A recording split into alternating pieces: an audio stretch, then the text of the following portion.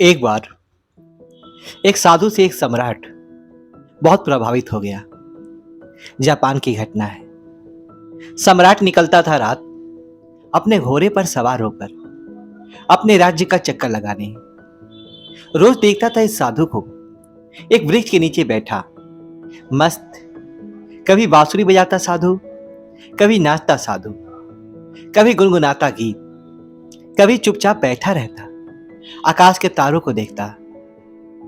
सम्राट जब भी उसके पास से निकलता अपने घोड़े पर सवार होकर, तब हर बार रुक जाता। क्षण भर उसकी छवि देखे बिना न रह जाता। क्षण भर उसकी मस्ती को चखता और फिर वहां से चला जाता। धीरे धीरे इतना रस हो गया उसे साधु की कि समय कब बीत जाता उसे पता ही नहीं चलता।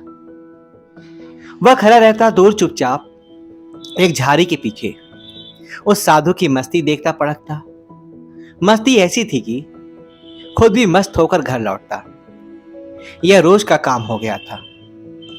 एक दिन इतना भाव विभूत हो गया कि उस साधु के चरणों में गिर पड़ा और कहा कि महाराज, यहां आप और ना रहने दूंगा। वर्षा करीब आ रही है, वृक्ष है ये, इसके नीचे आप बारिश में कैसे रहोगे? महल चलो, मुझ पर कृपा करो, मुझे सेवा का अवसर दो। यह सुनते ही वह साधु टूटकर खड़ा हुआ और अपनी झोली उठा ली और कहा चलो। यह देखकर सम्राट को बड़ा सदमा लगा। सम्राट कह तो रहा था कि महल चलो, लेकिन प्रसन्न होता यह सुनकर कि फकीर कहता कैसा महल, कहाँ का महल, हम जहां हैं वही मस्त है। हम महल वगैरह में नहीं जाते, हमने कपड़ों महल गति का त्याग कर दिया है। सम्राट की वस्तु साधु से यह शब्द सुनने की अपेक्षा थी। अगर साधु ने ऐसा कहा होता तो सम्राट उसके पैरों पर गिरकर कुछ और विनती कर लेता, लेकिन साधु तुरंत चलने को तैयार हो गया। तो सम्राट थोड़ा सदमे में आ गया। उसने सोचा कहीं मैंने कुछ गलती तो नहीं कर दी, इस आदमी ने मेरे साथ कुछ चलबाजी तो नहीं की, या कोई महल में घुसने की तरकीब तो नहीं है कि यहां पर बैठकर बांसुरी बजाता रहा, बजाता ही रहा, बजाता ही रहा, या कहीं मेरे ही ऊपर तो जाल नहीं फेंक रहा था, कहीं ये सिर्फ काटा तो नहीं तो मुझे मछली को फंसाने का। फालतू ही चक्कर में पड़ गया। अब तो कुछ कह भी नहीं सकता। इसने एक मौका भी तो नहीं दिया।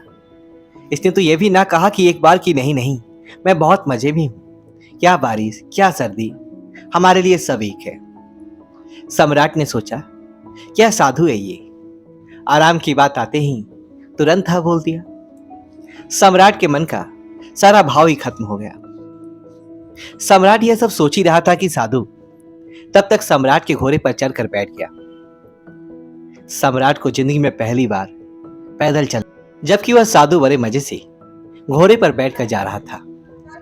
सम्राट के दिल को बड़ी चोट लगी कि यह तो मैंने बड़ी जल्दीबाजी कर दी, बहुत बड़ी गलती हो गई।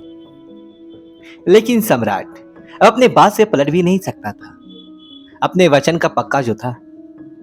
सम्राट ने सोचा अब ये पड़ा रहेगा महल में, इतने लोग तो पड़े हैं और ये भी पड़ा रहेगा।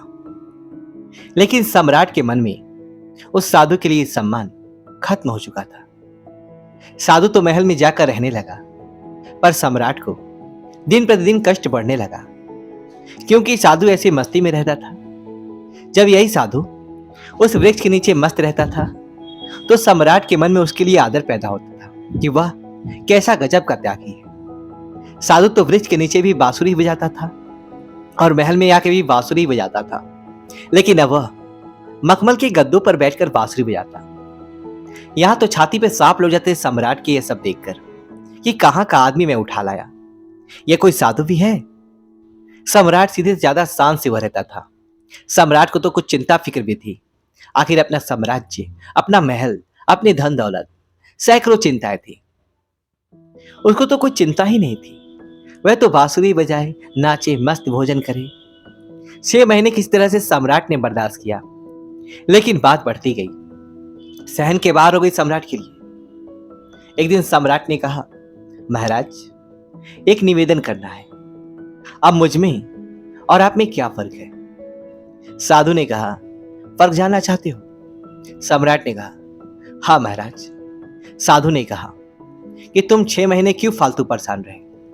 यह बात तुम्हें उसी वक्त पूछ लेनी चाहिए थी जब मैं घोड़े पर बैठा था, क्योंकि मैंने तो देख ही लिया था कि यह बात तुम्हारे मन में उसी वक्त उठ गई थी जब मैं झोला उठाकर राजी हुआ था चलने को। उसी वक्त तुम्हारा चेहरा मैंने देखा था। यह प्रश्न तो उसी समय तुम्हारे भीतर था। अरे बुद्धू, तुमने 6 महीने तक अपनी छाती क्यों जलाई? वही पूछ लिया होता, मैं झोला डालकर फिर वही बैठ जाता। क्या संकोच, किस बात की लाज रखी तुमने? लेकिन मैं प्रतीक्षा ही कर रहा था कि देखूं कब तक तुम पूछते हो। तो कल सुबह फर्क बता ही देता हूं तुम्हें, लेकिन हां, गांव के बाहर बताऊंगा। सुबह सम्राट जल्दी उठा, उत्सुक था जानने को कि क्या फर्क है। सम्राट ने सोचा कि क्या फर्क हो सकता है, मुझे तो कुछ भी नहीं लगता। खाना जो मैं खाता हूं वही खाता है और मुझसे भी ज्यादा मांगे करता है, ये लाओ वो लाओ। मैं जिस कमरे में रहता हूं उससे भी ज्यादा सुंदर कमरे में रहता है। मेरा 2-3 दिन नौकरों से काम चल जाता है, ये पूरे दिन 15-20 को उलझाए रखता है। इसकी जरूरतों को कोई अंत ही नहीं, मांगे ही चला जाता है। कपड़े शानदार पहनता है कि मुझे कोई देखे तो समझे कि मैं कोई मंत्री इत्यादि हूं। यह खुद ही इस महल का सम्राट मालूम पड़ता है। कम से कम महल के बाकी लोग तो उससे डरते तो हैं। इसकी आंखों में तो डर नाम की कोई चीज ही नहीं है। बस पूरे दिन बिना किसी चिंता के मस्त बांसुरी बजाता रहता है। अब देखो तो आज क्या फर्क बतलाता है। सम्राट पहुंच गया सुबह सुबह साधु के कमरे में। वहां जाकर देखा तो वह साधु वही पुराने कपड़े पहने हुए जो उस वृक्ष के नीचे पहनकर बैठता था। एक हाथ में अपने झोला और दूसरे हाथ में बांसुरी लिए तैयार खड़ा था।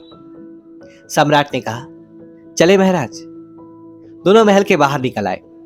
चलते चलते गांव की नदी पार हो रही। कुछ देर बाद वह गांव के बाहर आ गए। सम्राट ने पूछा, अभी और कितना चलना है? साधु ने कहा, बस कुछ देर और। चलते चलते सुबह से दोपहर हो गए। सम्राट ने कहा, बस अब और आगे नहीं, जो भी कहना है यही कह दो। साधु ने कहा, मैं तो आगे चलता हूं, तुम चलते हो कि नहीं? सम्राट ने कहा, मैं कैसे चल सकता हूं? मेरा महल, मेरी बीवी, मेरे बच्चे, मेरे धन दौलत सब कुछ मुझसे जुड़े हुए हैं। मैं तुम्हारी तरह फकीर थोड़ी ना हूं जिसे किसी बात की कोई चिंता नहीं है। साधु ने कहा, बस यही फर्क है और तुम मुझ में और मुझ में।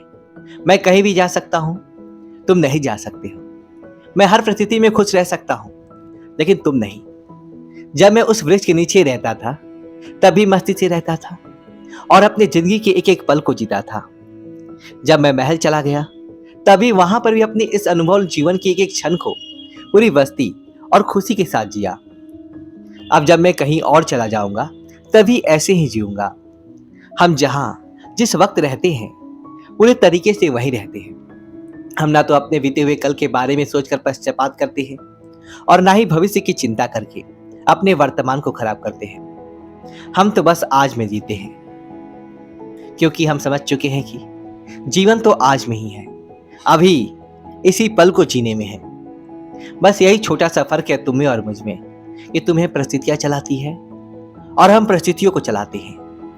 तुम खुश रहोगे या दुखी, यह तुम्हारे आसपास होने वाली घटनाओं पर निर्भर करता है, लेकिन हमारे लिए घटनाएं जिंदगी के सफर का एक हिस्सा मात्र है। अचानक सम्राट को महसूस हुआ कि अरे, यह मैंने क्या कर दिया, इतने अद्भुत आदमी को गवा दिया। 6 महीने इसके साथ सत्संग भी रख पड़ गए, सत्संग करता भी क्या खाक।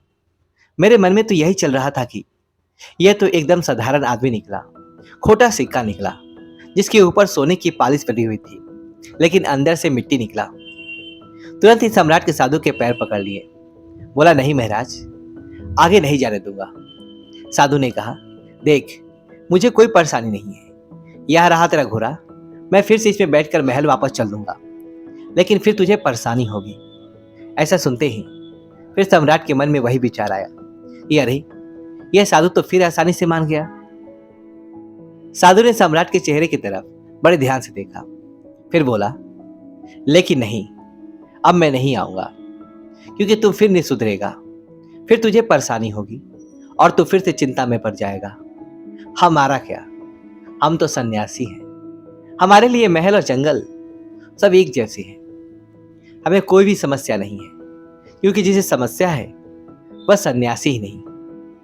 मेरी बांसुरी जैसे महल में बजती थी, वैसे ही जंगल में बजेगी और बजती ही रहेगी। यह कहकर वह साधु वहां से चल देता है और सम्राट वहीं खड़ा खड़ा उस साधु को जाता हुआ देखता रहता है। दोस्तों, आपको वीडियो को लाइक करें और कमेंट बॉक्स में जय श्री राम लिखिए और हमारे चैनल को सब्सक्राइब करें। धन्यवाद दोस्तों।